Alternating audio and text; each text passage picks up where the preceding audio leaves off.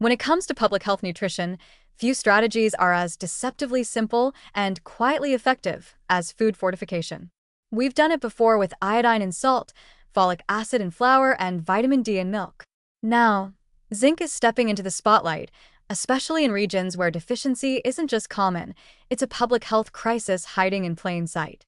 Zinc deficiency may not sound urgent, but its consequences ripple far and wide. Increased rates of stunting in children, weakened immune responses, longer illness recovery, and impaired cognitive development that can stretch across a lifetime.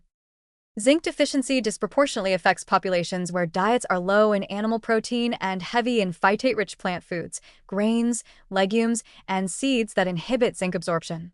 In low and middle-income countries, particularly in parts of South Asia, Sub-Saharan Africa, and Central America, this is not a nutritional footnote. It's a central factor in why millions of children fail to grow or thrive as expected.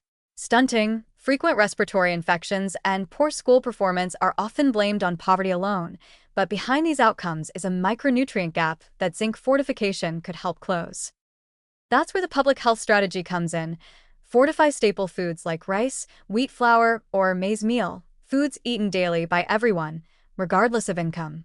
This is a brilliant move because it bypasses the need for behavior change. No one has to remember to take a supplement. No expensive pills. No taste change. People just keep eating what they already eat, but with added nutritional insurance baked in. The science supports it. Studies show that zinc fortification of cereals can improve zinc status in populations, especially when combined with iron and other micronutrients. Countries that have implemented zinc-fortified staples report reductions in diarrhea-related mortality, childhood infections, and even improved cognitive outcomes over time. In other words, it doesn't just add up, it pays off. Healthier children, fewer missed school days, and a stronger labor force decades later. It's not just a nutritional upgrade, it's an economic one. There are, of course, technical hurdles. Zinc compounds need to be stable, bioavailable, and not alter the taste, smell, or appearance of the food. Zinc oxide, for instance, is commonly used because it's cheap and fairly stable, but it has lower absorption compared to zinc sulfate or zinc gluconate. Balancing cost, bioavailability, and logistics is a delicate act, but it's one worth perfecting. There's also the issue of dose. Too little, and the program won't work. Too much, and you risk pushing populations into excessive intake, which can interfere with copper absorption and cause other side effects. That's why fortification programs need to be tailored, localized, and, crucially, monitored over time. Blanket solutions without surveillance can backfire. But perhaps the biggest barrier isn't scientific, it's political.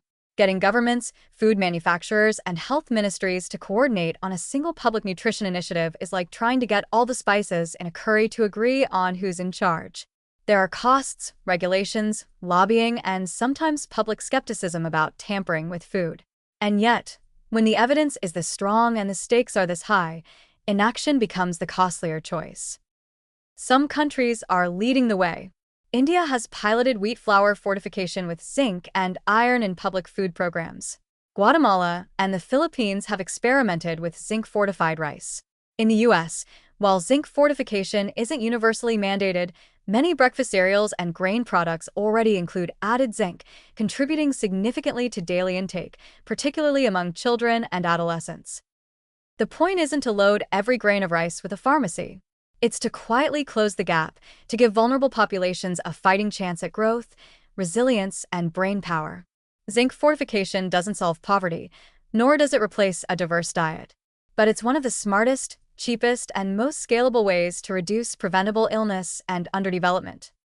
In a world where millions of children still fail to reach their potential due to nothing more than a few missing milligrams of a mineral, zinc fortification isn't just a nutritional strategy, it's a moral one.